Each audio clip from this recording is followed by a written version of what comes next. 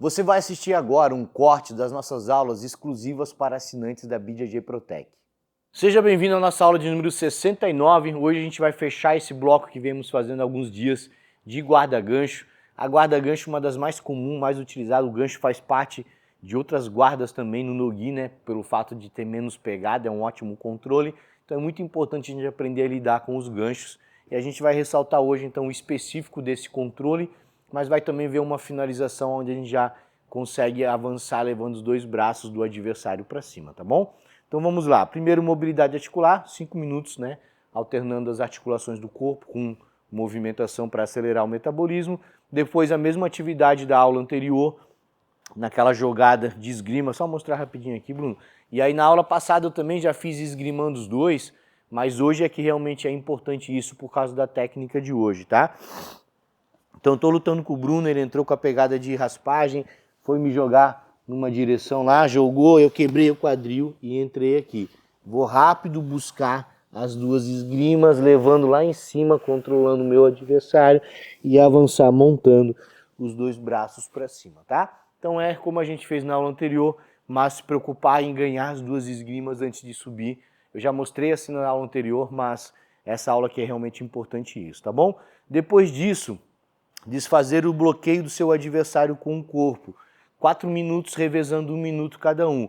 Então eu vou, Bruno fazendo guarda, eu vou jogar ele para o chão e vou me jogar em cima dele aqui. E aí vou começar a desfazer o bloqueio dele com o corpo. Toda vez que ele começar a me empurrar, né, vou tentando recuperar o posicionamento do joelho também. Eu vou subindo, vou caminhando, ó, usando o meu joelho, ganhando a esgrima, usando a cabeça por baixo para desfazer e vou amassando ele. Principalmente usando o quadril, joelho, corpo, como a gente fez na aula anterior, jogando bastante pressão em cima do nosso adversário, como se fosse um cobertor em cima dele, cobrindo todos os espaços e abafando a movimentação, tá bom? Assim, a gente fecha o nosso aquecimento e já volta para a parte principal da aula.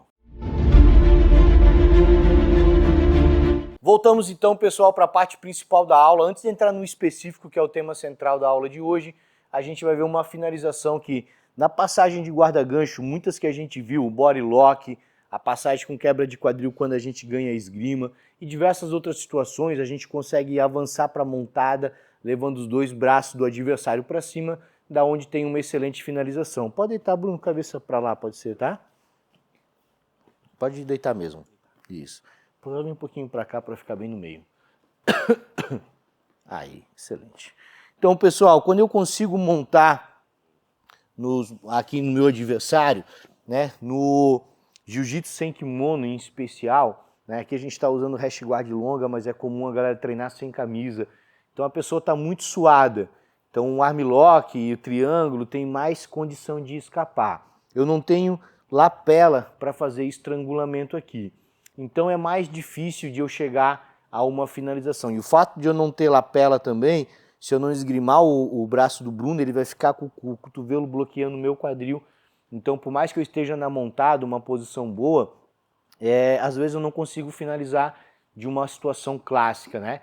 Mas tem uma movimentação que está sendo muito utilizada hoje em dia, que é chamada aqui no Brasil de quarto escuro, nos Estados Unidos a galera chama de Mother Milk também, mas é basicamente jogar a pressão do meu peito em cima da cabeça do meu adversário, tornando a posição muito desconfortável para ele, né? Então eu monto levando os dois braços do meu adversário lá em cima.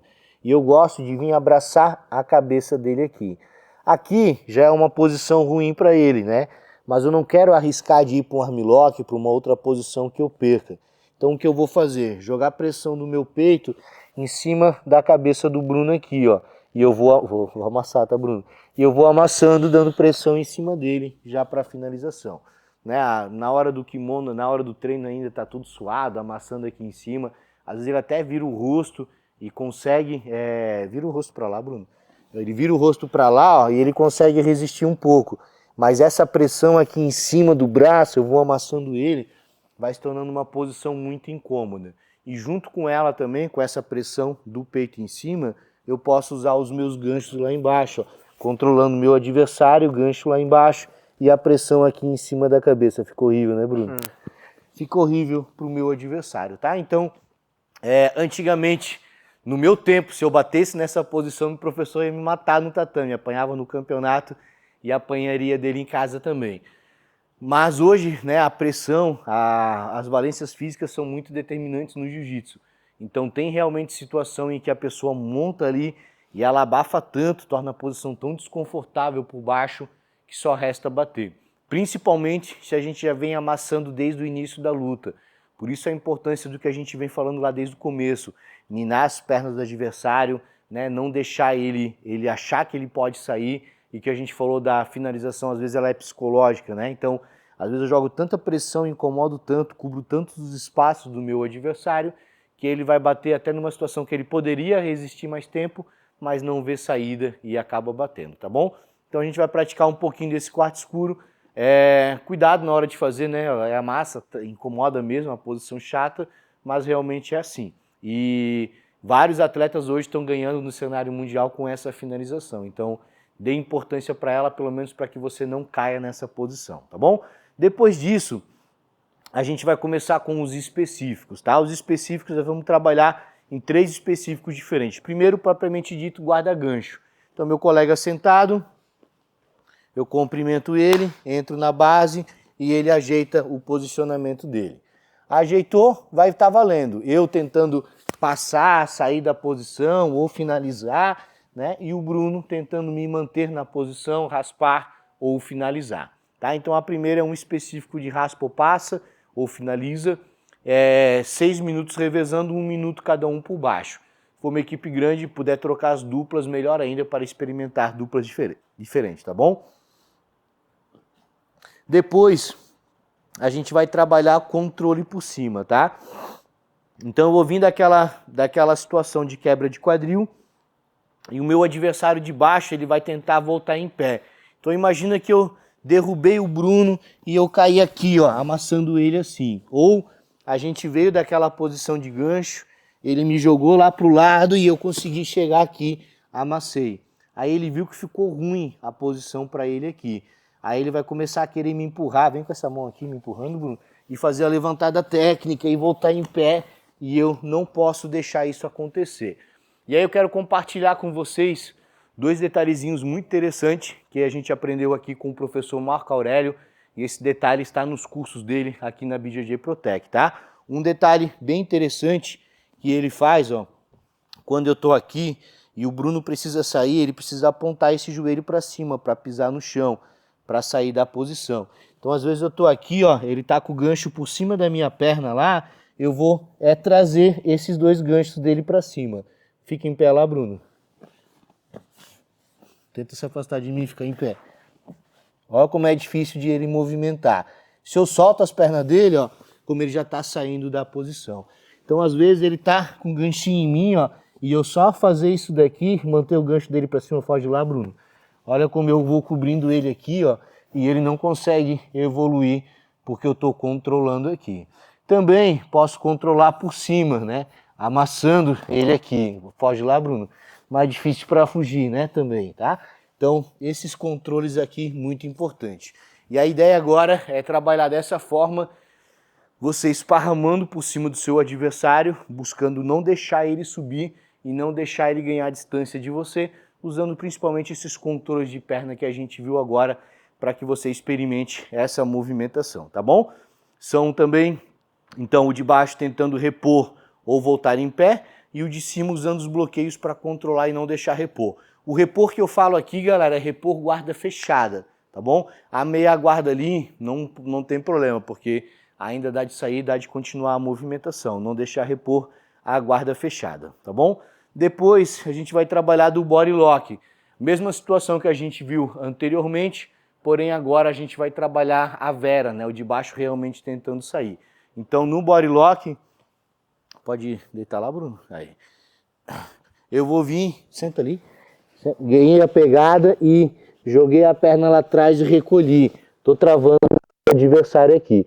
Agora o Bruno vai tentar sair, repor a guarda a todo custo e eu vou trabalhar mantendo ele aqui. Caso ele venha, consiga um gancho, bota um gancho lá, ó, botou o gancho, eu vou trabalhando daqui para desfazer o gancho, aprendendo a lutar por cima, controlando a perna dele. só não desfaço o body lock, tá bom? Então, criem, para quem está embaixo, cria bastante situação incômoda para o passador, para obrigar ele a usar bastante o quadril, o joelho, as movimentações, sem desfazer o body lock, esse controle de corpo, tá bom? Então o de baixo tentando repor a fechada ou voltar em pé, e o de cima tentando manter a pressão e passar a guarda, certo? 8 minutos revezando, 1 minuto cada um também. Feito isso, sobrando tempo, vamos para as lutas, sugestão de 3 lutas de 6 minutos, de novo, partindo da guarda-gancho, que é o tema central dessas semanas, tá bom? Sendo assim, a gente fecha a parte principal e já volta para a parte final da aula. Voltamos então para a parte final da nossa aula, fortalecimento de core. Hoje só 2 atividades. Primeira delas, vamos fazer agachamento, então os pés mais ou menos na largura dos ombros, o joelho indo à frente, observando para o joelho não passar da linha do pé e se manter alinhado, mas o que desce é o meu quadril. Mas também não baixar a cabeça aqui, tentar manter a coluna o mais reta possível, tá? Pode usar as mãos aqui à frente para ajudar no equilíbrio e sempre os pés inteiros no chão, tentando botar o seu peso mais sobre o calcanhar, certo? O agachamento então, 50 repetições e depois a gente vai fazer prancha. Prancha, tempo máximo, tá? Então, parte daqui e segura o tempo máximo.